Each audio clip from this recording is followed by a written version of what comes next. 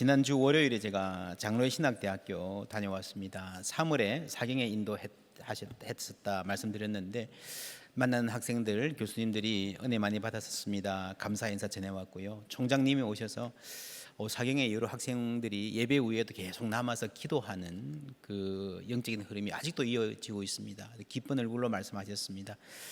뿌리 말씀의 씨앗이 잘 자란다 하는 것 말씀 전한 사람으로서 참 귀하고 감사한 일입니다. 여러분 내일의 교회를 이끌어갈 신학생들 위해서 계속해서 기도해 주시면 감사하겠습니다. 화요일 아침에는 전국 주요 교단장 모임 있었습니다. 내년에 있을 로잔 대회를 설명하는 시간 가졌습니다. 이렇게 보도되기도 했죠. 내년 희년맞는 로잔 대회 사도행전 강해에 빠져보자. 내년 한 해 동안에 교회들이 연합해서 사도행전 설교하자, 함께 해보자 하는 마음이 지금 막 모아지고 있습니다. 제가 이 자리에서 이 사도행전 설교에 대한 비전을 나누고 전체적인 방향을 설명을 했습니다. 많은 분들이 한국교회 대표들이 기대한다 말씀해 오셨습니다. 역시 기도 부탁드립니다. 2024년 사도행전을 통해서 이 땅에 말씀의 부흥, 온 세상을 향한 선교의 열정, 그리고 교회들이 함께 힘을 모아서 일어나는 연합의 흐름이 형성될 수 있도록 기도해 주시기를 부탁드립니다. 사도행전의 역사 역시 아브라함에게서 시작되는 세상의 복이 되라는 그 큰 선교의 사명과 연결되어 있습니다. 아브라함은 신약에 보면 첫째로 믿음의 조상으로 기억되고 두 번째는 하나님의 친구였다. 구약에서도 쭉 이런 전통이 아주 강합니다. 세 번째 환대의 사람이었습니다. 여러분 친구 그러면요 무슨 말이 생각납니까? 친구, 의리, 그렇죠? 하나님과 우리와의 의리, 여러분 그게 신앙이에요. 여러분 사람이 임금에게 국가에게 의리를 갖는 게 충성이에요. 효도 부모에게 의리를 갖는 겁니다. 그죠? 의리 있는 자녀, 그게 효예요. 효. 하나님과 마찬가지입니다. 근데 기독교의 복음은요 우리가 하나님께 의리를 지키기 전에 하나님이 우리에게 의리를 지키시는 거예요. 그걸 뭐라 그럽니까? 하나님이 우리에게 충성한다 그러기는 좀 그렇고 하나님이 우리에게 신실하시다. 그렇죠? 그 의리하고 똑같은 말이에요. 지난 주일에 우리가 언약의 하나님, 언약의 공동체 배웠는데 하나님은 언약의 신실한 분입니다. 그 하나님 믿는 게 믿음이에요. 그래서 믿음은 하나님께 신실함입니다. 그거 나 믿는다. 그거 생각해. 내 머리로 그렇게 확실하다고 생각해. 그게 믿음이 아니고요.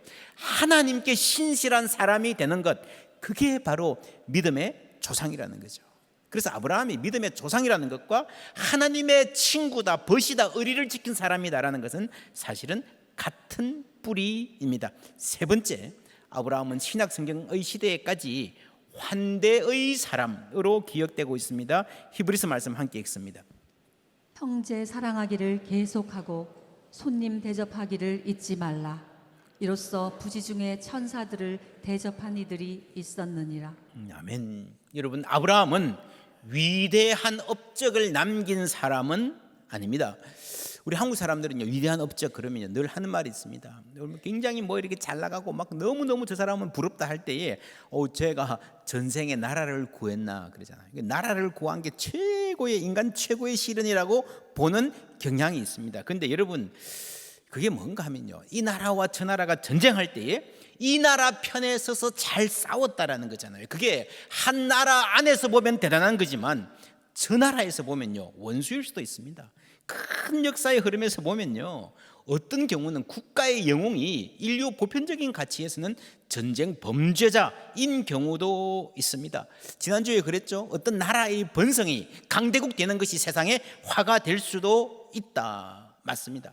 가문의 영광이라는 것도 마찬가지입니다. 여러분 긴 역사에서 보면요 가문들이 이 집안 저 집안이 앞서거니 뒤서거니 하는 거예요. 안동 김씨가 권세를 누렸다, 풍량 조씨가 세력을 잡았다가 그것이 그 가문의 입장에서 보면 대단한 것인지 모르지만 확대해서 보면요 큰 의미 없을 수도 있습니다. 왔다 갔다 하면서 나라에 폐를 끼친 사람들일 수도 있습니다. 그렇게 보는 역사가들이 많습니다. 그래서 나라를 구한다 하는 것도요 대체로 그렇습니다. 전쟁하는 것, 전쟁에 대해서 성경은 모든 전쟁을 절대적으로 거부해야 된다는 평화주의를 말하지는 않습니다. 때로 불가피하게 더 큰 악을 제어하기 위해서 막기 위해서 불가피하게 전쟁해야 될 때도 있습니다. 아브라함도 전쟁했지요. 그런데 전쟁의 승리 뒤에 철저한 자기 부인이 있었습니다. 많은 전리품이 생겼습니다. 그걸 내 손에 넣을 수 있는데, 큰 부자가 될 수 있는데 거부하는 것은요,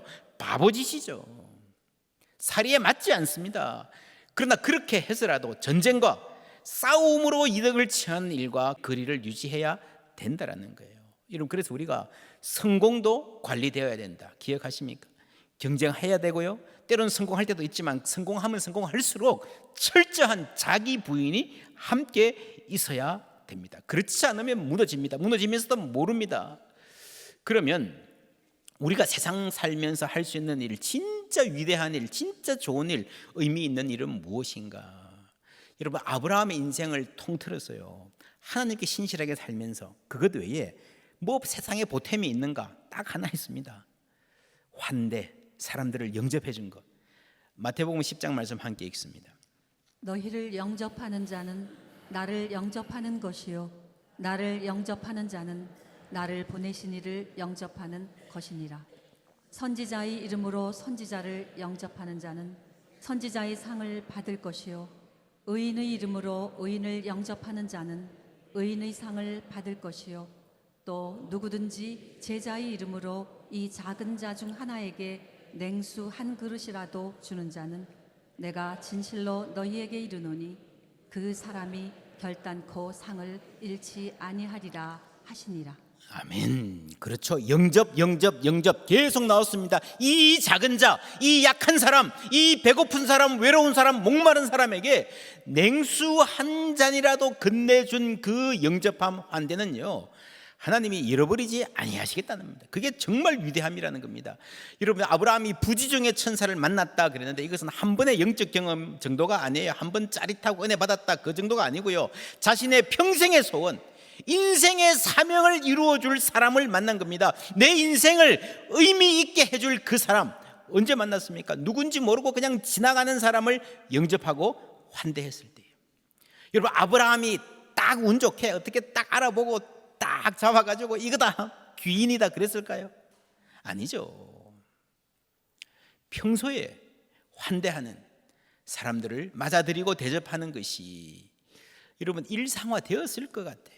여호와께서 마므레의 상수리 나무들이 있는 곳에서 아브라함에게 나타나시니라. 날이 뜨거울 때에 그가 장막문에 앉아 있다가, 날이 뜨거울 때입니다. 여러분, 지금 날이 더워지는데 평소에 산책 좋아하시는 분들 낮에 하시다가 요즘에는 이제 조금 시간 지나면 아침이나 저녁에 하시잖아요, 그죠? 낮에는 안 나가시잖아요. 일사병 걸립니다, 그죠? 이 지방은 여기보다 훨씬 덥습니다. 이 시간은요 움직이지 않습니다. 노동도 하지 않고 길을 가다가도 멈추고 새벽에 일찍 가고 낮에는 쉬고 또 저녁에 밤에 가야 됩니다. 그러니까 얼마나 힘들겠어요. 눈을 들어본 적 사람 셋이 맞은편에 서 있는지라 그가 그들을 보자 곧 장막문에서 달려나가, 빨리 달려나갑니다. 영접하며 몸을 땅에 굽혀 이르되 내 주여 내가 주께 은혜를 입어서 사오면 원하건대 종을 떠나 뭐라고요? 지나가지 마옵시고. 그냥 놔두면 지나가 버릴 사람입니다. 스쳐 지나가는 나하고 별 관계없는 사람이에요. 5절에 보면요, 내가 떡을 조금 가져오리니 당신들의 마음을 상쾌하게 하신 후에 지나가셔서 당신들이 종에게 뭐라고요? 오셨음이니라. 여러분, 지나가는 사람인가 내 삶에 온 사람인가 완전히 다른 거죠. 지나가는 사람, 내 삶에 온 사람. 여러분, 만약에 여러분이 무슨 회사 조그만 걸 경영하는데 뭐 일이 있어서 알바를 쓰기 시작했어요. 청년 하나를 채용했습니다. 일주일 일하다 갑니다. 지나가는 사람입니까? 내 삶에 온 사람입니까? 이 사람을 내가, 하나님이 나를 만나게 한 게 어떤 뜻이 있지 않을까라고 하는 것, 이런 질문, 지나가는 사람인가 내 삶에 온 사람인가라는 질문만 할 수 있어요. 그게 여러분 영적인 감각입니다. 그게 신앙적으로 성숙한 겁니다. 성령의 인도하심을 받는 사람입니다. 5절에 보면은 떡을 조금 가져오게 하사라고 이야기했습니다. 그리고 6절에 떡 만드는 이야기가 나오고요, 7절에는 아브라함이 또 가축대 있는 곳으로 달려가서 기름지고 좋은 송아지를 잡아, 요즘 말로 마블링이 좋은 투뿔 스테이크 하인에게 주니 그가 급히 요리한지라. 점점 이렇게 일이 커집니다, 그죠? 처음에는 떡을 조금 드리겠습니다 그래 놓고요, 일이 커지는 걸 볼 때 이를 어땠을 것 같아요? 첫째, 아브라함이 미리 송아지 잡을 계획을 하고 그냥 부담 갖지 않게 겸손하게 떡 드세요라고 조금만 드시고 가세요라고 했을까요? 아니면 불러놓고 하다가 보니까 자꾸 주고 싶어, 이런, 그럴 때 있지 않습니까? 그죠? 뭐 이렇게 차 한 잔 내왔다가 과일도 있네 하고 빵도 내오고요. 아이고 냉동실에 고기도 있네. 꺼내오죠. 구워요. 저녁 드시고 가세요. 주무시고 가세요.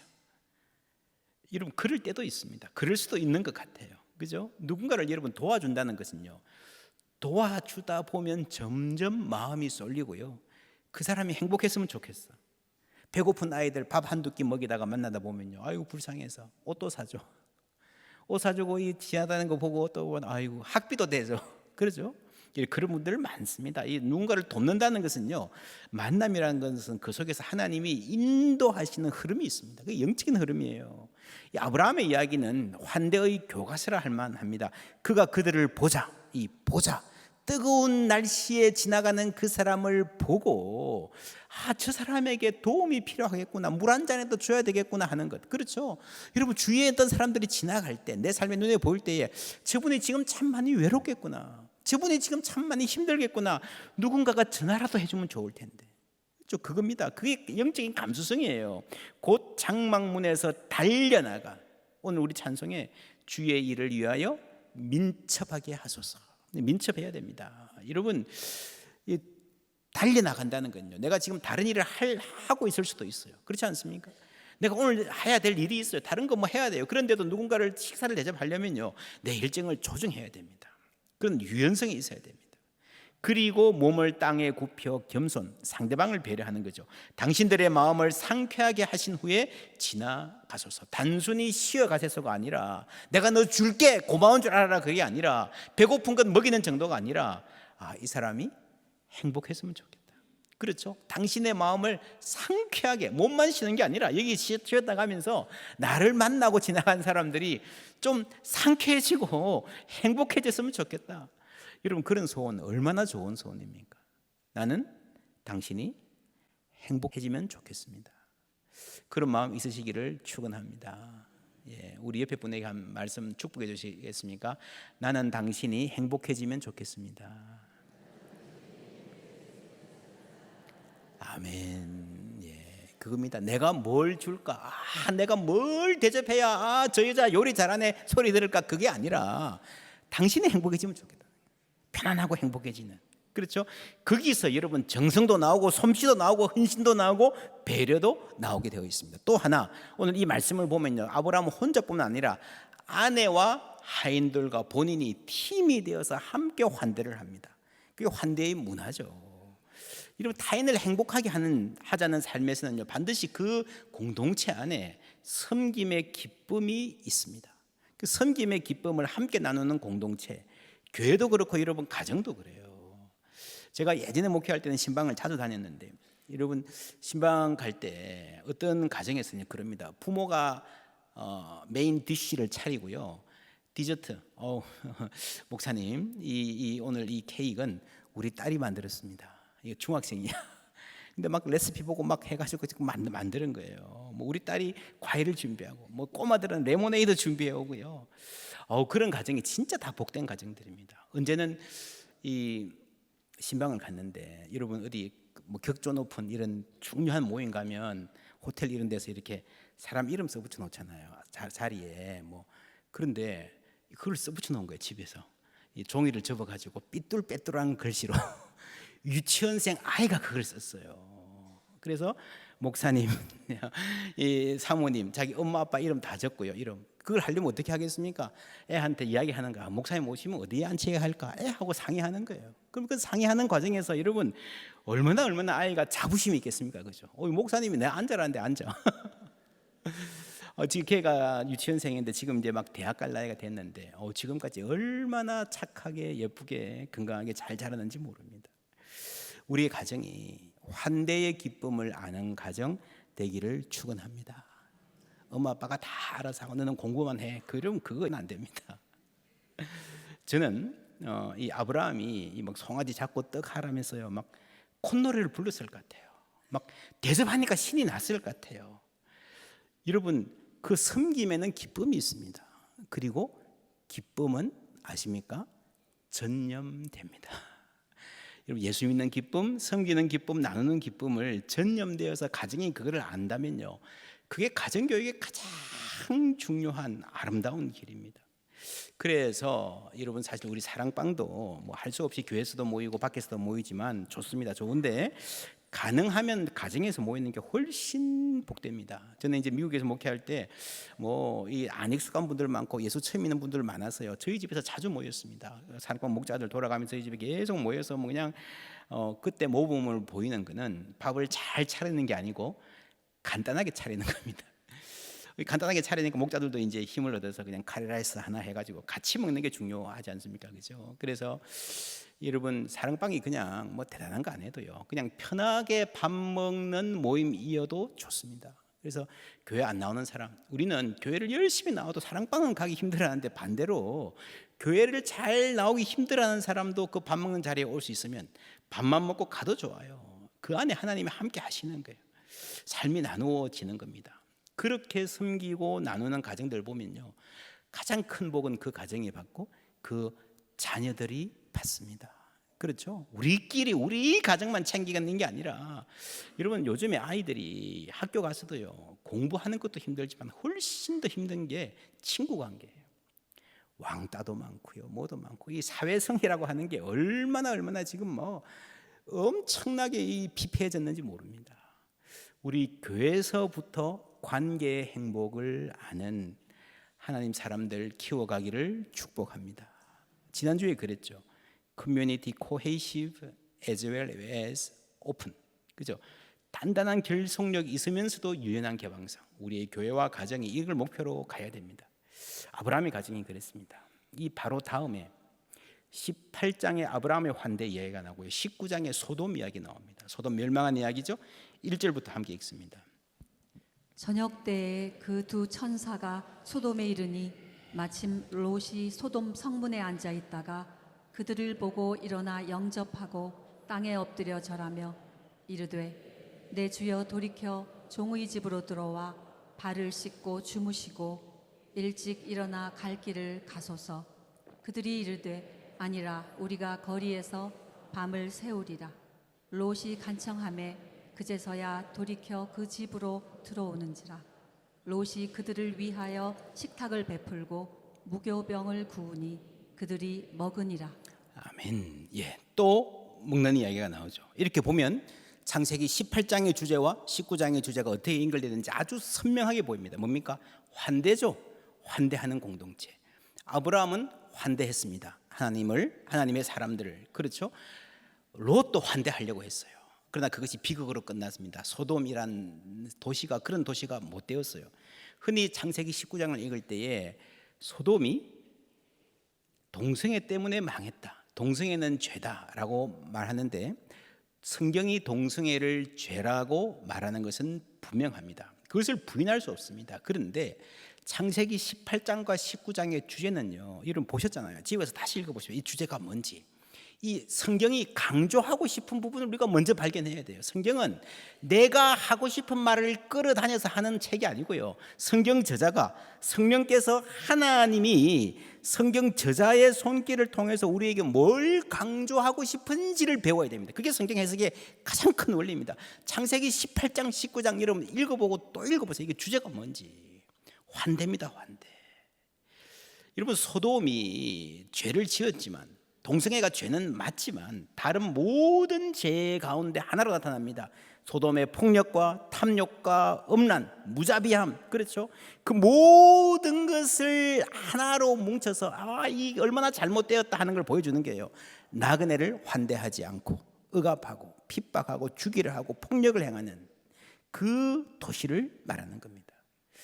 롯은 그래도, 여러분 롯은 아브라함의 조카답게, 그죠? 그 믿음의 집안은요, 가장 중요한 특징이 환대입니다. 환대. 다른 사람을 위해서 열려있는 성경 전체에서 아주 중요한 주제예요. 신구약 성경에서. 현대에는 신학뿐 아니라 철학에서도, 특별히 사회윤리에서 이 환대라는 주제가 굉장히 중요한 주제입니다. 인간이 인간답게 살 수 있는 길, 인간이 서로 싸우지 않고 아름다운 사회를 만들 수 있는 유일한 길은 환대다. 레비나스나 임마누엘 레비나스 혹은 자크 데리다 같은 아주 유명한 철학자들이 이런 이야기들을 했었죠. 자크 데리다 유명하죠. 절대적 환대를 이야기했습니다.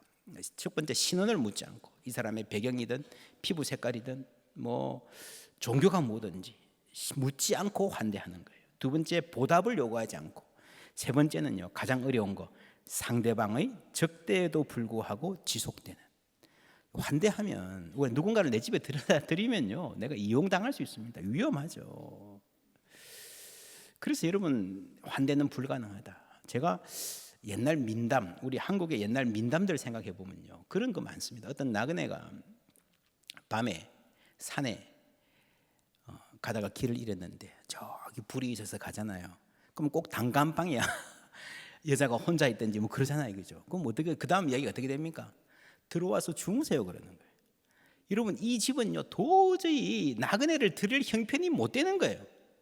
그런데도 옛날에는 기본적으로, 여러분, 나는 형편이 못 되지만 내가 환대해주지 않으면 이 사람은 밤에 어떻게 될지 모르니까 훨씬 더 어려운 상황이니까 나도 어렵지만 더 어려운 사람 환대해주는 거예요. 그래서 여러분, 정상적인 생각으로, 상식적으로 생각하면 환대는 불가능한 면이 많습니다. 내가 이용당할 수 있고 내가 공격받을 수 있습니다. 장발장 그랬잖아요. 미카엘 주교가 재워줬는데, 그죠? 여러분, 훔쳐서 도망가잖아요. 그래서 여러분, 환대가 적대로 돌아올 수 있는데, 영어에 hospitality, 환대, hostility, 적대라는 게 거의 같은 말이죠. 이게 우연이 아닙니다. 실제로 라틴어의 같은 말의 뿌리입니다. 낯선 사람은 환대해야 되지만 적대적이 될 수 있는 가능성이 언제나 있는 사람입니다. 그래서 환대란 언제나 긴장이 있고 상처받을 가능성을 향한 개방이다 라고 할 수 있습니다. 오늘 말씀 2절에 달려나가 영접하며 라는 말, 영접이란 말이 신약 성경에 굉장히 많이 나오잖아요. 요한복음 1장에 보면 자기 땅에 오매 자기 백성이 뭐라고요? 영접하지 아니하였으며, 영접하는 자 곧 그 이름을 믿는 자들에게는 하나님의 자녀가 되는 권세를 주셨다 그랬습니다. 자기 땅이에요. 하나님 땅이고 예수님 땅이에요. 그런데 예수님이 어떤 모습으로 왔는가 하면요, 사람들이 환대해주지 않으면, 영접해주지 않으면 거부당할 수 있는 그런 약한 모습으로 오셨다는 거예요. 여러분, 그래서 환대가 이만큼 어려운데 예수님이 우리에게 환대할 힘을 주셨다 하는 정도가 아니라, 하나님은 환대의 하나님이다 라고 하는 정도가 아니라, 복음에는 아주 기가 막힌 역설이 있습니다. 만유의 주님인 하나님께서 환대가 필요한 약한 사람으로 우리 가운데 와 계신다는 거예요. 여러분, 자기 백성이 영접하지 않았다. 영접하지 않는 게 뭡니까? 문을 열어주지 않는 겁니다. 배제하는 겁니다. 너는 죽든지 말든지 나는 모르겠다, 내가 살고 봐야 되겠다, 그거잖아요, 그죠? 영접하지 않는 게 뭡니까? 나그네들, 난민들, 외국인 노동자들 무시하고 멸시하는 겁니다. 그게 거부하는 거죠. 그 모든 인간이 인간을 거부하는 가장 최고치가 뭐예요? 죽이는 거죠. 십자가입니다, 십자가. 그리고 십자가는 자기 땅에 오매 자기 백성이 영접하지 않았다는 말은요, 결국에는 어디까지 거부했는가 하면 십자가에 못 박을 정도로 거부했는데, 바로 그 거부당한 예수님을 우리가 영접할 때에, 환대할 때에, 거기서 복음의 능력이 숨쉬기 시작한다는 거죠. 그래서 예수님은 계속해서 우리에게 영접을 요구하십니다. 요한복음 13장 20절 함께 읽습니다. 내가 진실로 진실로 너희에게 이르노니 내가 보낸 자를 영접하는 자는 나를 영접하는 것이요 나를 영접하는 자는 나를 보내신 이를 영접하는 것이니라. 아멘. 그렇죠. 내가 보낸 사람들도 이제 영접하는, 영접 환대의 공동체를 만들어 가는 겁니다. 초대 교회의 역사를 연구해 보면 교회의 가장 강력한 특색, 선교의 역동성, 공동체의 힘이 환대에서 나왔습니다. 함께 밥을 먹으면서 더 이상 남이 아닌 거예요. 식구가 되어가는 겁니다. 이 환대의 문화. 감사한 것은 우리 교회 고등부에서 요즘에 쌤데이, 선생님 쌤이죠, 쌤데이라는 걸 한답니다. 선생님들이 아이들을 집에 불러서 밥에서 같이 먹고 그러는데 아이들이 참 좋아한대요. 요즘 애들이 뭐 배가 고파서 먹을 게 없어서 좋아하겠습니까? 여전히 여러분 밥 먹는 자리는 그리운 거예요. 그런데 고등학교 1학년 한 반에서 아이들이 밥 먹다가 선생님 우리 여기 자고 가면 안 돼요 그러더래요. 얼마나 좋았으면 그랬겠습니까? 그래, 약간 곤란하지만 부모님들에게 다 허락받아, 부모님들 다 허락해 줘가지고 적석에서 그냥 1박 했대요. 그 하룻밤 이후에 그 반의 분위기가 완전히 달라졌대요. 아주 친해지고요. 그리고 새 친구가 올 때 새 친구를 잘 맞이해 주는, 그죠? 우리 새로운 친구 왔으니까 우리 그런 모임 한 번 더 해요. 막 애들이 지금 막 그런답니다. 커뮤니티, cohesive as well as open. 여러분 단단한 결속력, 동시에 유연한 개방성을 함께 가진 공동체가 우리 가운데 만들어져 가고 있다고, 하나님이 그 안에서 역사하고 계신다고 저는 믿습니다. 여러분 신앙이 뭡니까? 믿음이 자라는 게 뭡니까? 시편 4세기에 보면 이런 말이 나옵니다. 우리가 지난주에 너는 내 앞에서 행하여 완전하라 했는데, 시편을 주의하면서요, 수기안인, 이 시편 4색 이 책에는 아주 유명한 한 학자가, 능통한 한 학자가요, 시편 전체를 한시로 다시 풀어 쓴 겁니다. 수기안인, 뭔가 하면요, 나를 갈고 닦아서 다른 사람을 편안하게 한다. 내가 성숙하면, 하나님 앞에서 내가 하나님 앞에 행하여 완전하게 되어가면요, 자연스럽게 여러분 주위 사람들이 편안함을 느낀다는 겁니다. 그죠? 나는 뭐 잘난 것 같은데 주위 사람 자꾸 불편해. 얼마나 힘듭니까? 내가 성숙하면, 내가 나를 갈고 닦으면요, 다른 사람들이 편안해진다는 겁니다. 이게 하스피탈리티입니다. 여러분 가화만사성이란 말 있잖아요. 여러분 어느 집에 방문하지 그렇습니다. 내가 우리 집에 누군가를 초청하려면 가장 어려운 게 뭐예요? 요즘 밥 하는 게 어렵지 않습니다. 밥이야 뭐 피자 시켜도 되고요, 그죠? 근데 이제 집을 청소를 해야 되잖아요. 청소를 깨끗하게 해놔도 그 부부가 냉전 상태에 있으면 손님이 불편합니다. 안 그런 척 해도 다 압니다. 그렇죠? 다 알아요. 가화만사성입니다. 부부가 화목하면 뭐 좀 부족해도 막 삐걱거리고 그래도요. 저도 미국에 처음 갔을 때 저희들 자주 밥 먹이고 했던 분이 뭐 얼마나 금속에 하셨는지 이렇게 의자를 주셔서 이렇게 테이블을 했는데요, 그 의자가 똑같은 게 하나도 없어. 그런데도 뭐 얼마나 먹이고 하는 거 열심히 잘하셨는지 참 지금까지도 따뜻한 느낌이 듭니다. 부부가 화목하면 손님도 평안합니다. 나 개인도 마찬가지예요. 내가 누구와 대화를 하든 차를 마시든 밥을 먹든 여행을 하든 내 마음에 하나님이 주신 평안이 있으면 저 사람에게도 평안이 전달될 줄 믿습니다. 수기 아닌 내가 나를 닦고 내가 하나님의 평안을 누릴 때에 그 평화가 전달되는 거예요. 90년대 한국교회에 최고 인기 있었던 간증 중에 원종수 권사님 간증이 있었습니다. 여러분 들어보신 분 계시죠? 이분이 1951년생입니다. 전쟁 중이죠. 충남에서 태어났는데 아버지가 육군 대위였는데 6살 때 돌아가십니다. 어머니가 정말 가진 고생을 다하면서 아이들 키워요. 어떻게 하다가 감사하게도 선교사님 댁에 가정부로 들어간대. 옛날에는 식모라 그랬죠. 근데 뭐 좀 불미스러운 일이 있었던 것 같아요.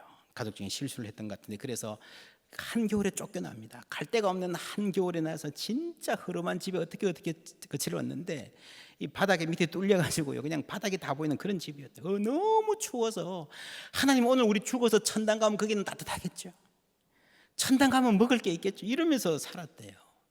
그렇게 힘들게 사는데 하루는 어머니가 새벽기도 끝나고 오면서 어떤 할아버지를 모시고 오셨대요. 역 앞에서 지푸라기를 깔아놓고 지내는 할아버지였는데 어머니가 새벽기도 끝나시고 지나가면서 안타까운 마음이 너무 많이 들어가지고요, 그날따라 그래서 그냥 모시고 오신 거예요. 할아버지가 눈이 멀어가지고 어머니 지팡이를 짚고 어머니는 그 지팡이 앞을 끌고 이렇게 오셨는데, 이 아들이, 고등학생 아들이 보기 우리 처지에 어떻게 하려고 저런 분 데리고 오냐 막 불만이 가득한 거예요. 근데 엄마가 종수야 할아버지 목욕시켜드리라 그러더래요. 그 집에 뭐 요즘처럼 이 화장실이 제대로 되지 않지 않습니까? 그 양은 세숫대야, 찌그러진 그 세숫대야에 물 해가지고 밖에 나가서 나무 가지 주워가지고 불을 떼가지고 이제 목욕시킬 준비를 하는데 할아버지 옷을 벗기려고 보니까 옷이 너무 딱딱하더래요. 막 땀에 먼지에 때에 뭐 아마도 막 그냥 냄새를 보니 뭐 이러니까 변도 제대로 묻어 있는 것 같고 막 이 갑옷 같은 옷이래, 갑옷 같은 옷. 그래서 도저히 만지지를 못해가지고 나무 막대기를 들고 와가지고 이렇게 막대기로 옷을 벗기고 이렇게 해서 이제 목욕을 시켜드렸는데 몇 년 만에 목욕하시는지 시원하다 그러시는 거예요. 목욕이 끝난 후에 그 옷은 도저히 입힐 수가 없는데 어머니에게 어떻게 할까요? 물어보니까 종수야 공주에 있는 삼촌이 입으시다가 너 입으라고 주신 내복 한 벌 있지? 그거 입혀드리라. 옛날에는 너무 없으니까 뭐 내복도 물려주고 그랬나 봐요. 어머니 그럼 저는 뭐 입어요? 울면서 입혔대요. 그러면서 온 식구가 덮고 자는 담요 덮어드리고 할아버지 먹을 것 해오라. 당시에 먹을 게 없었는데 마침 김장철이어가지고 김장하다 보면 막 배추 겉에 이렇게 떨어지고 남고 그런 거 있지 않습니까? 그거 무 뭐 이런 거 버리는 거 다 주워가지고 된장 조금 풀고 쌀이 없으니까 보리 넣어가지고 끓이면 한 20분쯤 끓이면 개밥 비슷하게 된대요. 그걸 가지고 이제 그것도 두 끼 먹는 날도 있고 한 끼 겨우 뭐 먹는 날도 있는데 온 가족이 나눠 먹어야 되는데 이 할아버지 한 그릇 드시더니 또 달라는 눈치야. 또 드시고 또 드시는 거예요. 무려 3그릇을 드시고 한 그릇 남은 거 가지고 온 식구가 나눠 먹었답니다. 그러면서 그 할아버지를 모시고 그 겨울을 지나는데 놀라운 일들이 생깁니다. 지나가는 사람들이요, 기도하다가 이 집 생각났어요 하고 쌀을 들고 오고 미역 들고 오고 막 김치 들고 오고 그러더래요.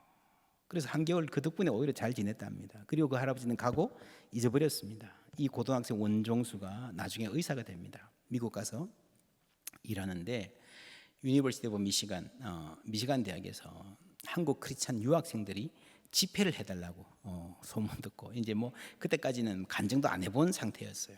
그래 하도 부탁해서 수락은 했는데 너무 자신이 없어서 간증 집회가 있는 그 자리 저 구석에 앉아가지고 하나님 어떻게 해요? 나 말도 할 줄 모르고 무슨 말해요? 좀 도와주세요 그랬는데요. 그렇게 기도하는데 갑자기 자기 인생의 몇 장면이 5장면이 환등기 슬라이드처럼 머리를 스쳐 지나가더라고요. 그 맨 첫 번째 사진이 뭔가 하면은 그 할아버지 몸 씻어드리는 장면, 나무 짝대기로 옷 벗겨드리는 장면도 생각이 나고요. 그때 예수님의 음성이 마음속에 들려옵니다. 그게 나였다. 종수야, 내가 그날 얼마나 추웠는지 몰라. 내가 그날 얼어 죽었을지도 몰라. 내가 얼마나 배고팠는지 모른다. 그 많은 사람들이 성경책을 끼고 지나가면서 나를 모른 척하고 지나갔지만 너의 어머니가 나를 불렀다. 내 배고픔을 네가 채워줬지. 내가 추웠을 때 내 한 벌 있던 옷 입혀줬지. 내가 외로웠을 때에 나를 가운데 놓고 모여 나를 위해 기도해줬지. 네가 나를 먹였으니 네 먹는 것을 내가 책임져 주마. 네가 나를 입혀주었으니 네 입을 것을 내가 책임져 주마. 네가 나를 데리러 집에다 채워주었으니 내가 너의 의식주를 해결해 주겠다. 그런 음성이 들리는 거예요. 그래서 이 원정수 닥터가 그때 어릴 때 일을 찬찬히 복기해 봅니다. 할아버지를 그렇게 모시고 난 다음에 어떤 일이 생겼는가 하면요, 새벽기도 갔다가 기도하는데 그날따라 성경을 읽고 싶더래요. 로마서를 읽습니다. 쭉 다 읽는데 말씀이 눈에 빨려 들어오는 듯한 느낌을 받습니다. 다 읽었어요. 또 보고 싶어서 한 자리에서 한 번 더 읽었습니다. 그래서 학교 가는데 당시에 버스비가 없어서 대전고등학교까지 걸어가는데요, 그 길에서 이 아침에 본 로마서의 페이지가 탁 보이는 거예요. 글자가 다 읽어지는 거예요, 머릿속에서. 그거를 한 장 넘기니까 그 사람들도 다 보이는 거예요. 로마서 전체가 막 머릿속에 다 들어온 것 같아요. 이거 정말 놀랍다. 하나님이 나에게 특별한 말씀의 은사를 주시는가 보다 하고 학교에 갔는데 그날 담임 선생님이 불러요. 가보니까 종수야, 너 홀 어머니 모시고 사는데 열심히 해야지. 보니까 성적이 전교 480등 중에 410등이야. 그래도 이때까지 300 몇 등은 했는데 그래서 뭐 공부 열심히 하라는 소리는 수도 없이 들었지만 그날따라 그 말씀이 확 마음에 박히더래요. 그래서 시험을 앞두고 열심히 공부합니다. 국사 시험을 보는데요, 그 로마서에서 경험했던 현상, 국사 책이 머리에 탁 펼쳐지는 거예요. 문제를 보니까 뭐 페이지 찾아가지고 이게 적으니까 뭐 그냥 아무것도 아니야. 영어 시험 보는데 똑같은 현상이 벌어지는 겁니다. 그래서 이분이 410등 했는데 그 다음 시험에 전교 5등을 합니다. 수석 졸업하고 서울대학교 의대로 들어갑니다. 굉장히 유명한 의사가 되었습니다. 여러분 이해가 안 되시죠? 그게 저도 조금은 이해가 됩니다. 저도 이해가 잘 안 되는데 그런 게 있습니다. 여러분 기억을 연구한 사람에 의하면요, 포토 메모리라는 게 있어요. 포토그래픽 메모리, 포토그래픽 메모리라는 게 있는데 어떤 사람들은요, 이 사진 찍은 듯이 그대로 다 기억하는 특별한 기억력을 가진 사람이 있습니다. 이 기억력 은사를 그때 받았든지 있는데 발견됐든지 어쨌든 그 지혜가 생겼어요. 그래서 이분이 그렇게 잘하고 나서도요, 수학은 한동안 못했답니다. 수학은 문제가 숫자가 다 다르니까, 그죠? 아무리 펼쳐봐도 안 나오잖아요. 오랫동안 수학은 고생을 했다 하는 말까지 전하고 있습니다. 이분 간증이 1990년대에 아주 유행했습니다. 제가 신학대학원 다닐 때였는데 친구 전사님들이 아우 놀랍다 꼭 들어보라. 근데 제가 그때 안 들었습니다. 왜냐하면요, 아이고 이분의 경력이 너무 화려해요. 서울의대 수석 졸업하고 전국 의사국가고시 수석 합격하고, 당시 벌써요 정치권에서도 그 정도 유명하니까 막 손짓하고요, 막 비즈니스 하자는 사람도 많고요, 성공의 가도를 달린 분입니다. 아이고 뭘 또 예수 믿고 성공했다는 이야기를 또 들어야 되냐. 제가 안 들었습니다. 근데 최근에 환대에 대한 생각을 많이 하면서 자주 얘기하게 되는데 어떤 분이 이 간증 얘기를 해요. 제가 다시 들어보니까요, 이제야 들어보니까 정말 놀라운 간증입니다. 한국교회 신앙이 참 순수했을 때가 있었습니다. 1990년대에 원종수 권사님의 간증이 유행할 때가 아니라 그 이전에 그 어머님 때, 그렇죠? 1950년대, 60년대 6.25 겪으면서 그 혹독한 가난 가운데서 남편도 없는 상태에서 기도하면서 믿음으로 자녀 기르려고 했었던 그 신앙, 그렇죠? 그 가난했지만 참 정결했던 그 믿음, 내 먹을 것, 내 자식 입힐 것도 없는 그 집안에서 참 나보다 더 배고픈 사람이 있으면 먼저 거두고 모시고 살아야 되겠다 하던 그런 분들, 여러분 내가 하나님이라도 이런 가정이 있으면 복 주지 않겠습니까? 하나님 그래서 우리에게 번성과 성공을 주셨습니다. 우리 더 이상 그렇게 배고프지 않습니다. 나눌 것도 있습니다. 그런데 우리는 그 번성에 취해서 잃어버렸습니다. 많이 잃어버렸습니다. 이웃을 잃어버리고 자신을 잃어버리고 하나님도 잃어버리고 있는지 모르겠습니다. 부지 중에 천사를 대접한 사람이 주님을 대접한 것입니다. 말씀 정리합니다. 아브라함은 믿음의 조상이었고 하나님의 친구였고 하나님께 신실한 사람이었기 때문에 환대의 사람이 되었습니다. 우리 삶에 하나님의 사랑이 다시 회복되기를 주님의 이름으로 축원합니다. 그럴 때에 우리는 참 내가 어떤 사람인가를 다시 찾게 될 것이며 우리 삶의 참 이웃들, 참 사랑, 참 행복 또한 하나님 다시 회복시켜 주실 줄 믿습니다.